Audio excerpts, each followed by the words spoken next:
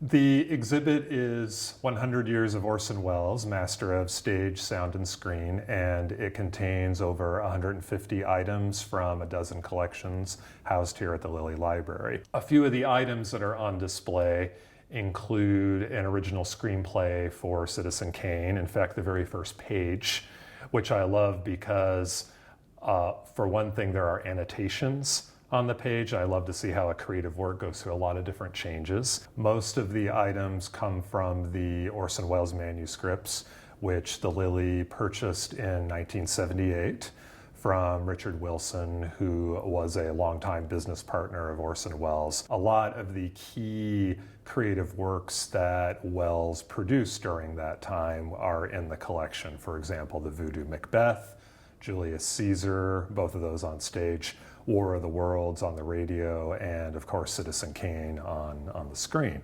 Orson Welles was a pioneer in 3 different media: theater, radio, and film. I'd be hard-pressed to think of anyone else who was a signature artist in those 3 types of media. And because of that, Welles really, I think, helped define the 20th century and the arts of the 20th century. He was really a genius at making us see art in a new way. And a lot of the techniques that people use now in the media and in cinema were started one way or another by Orson Welles. Orson Welles does not begin and end with Citizen Kane.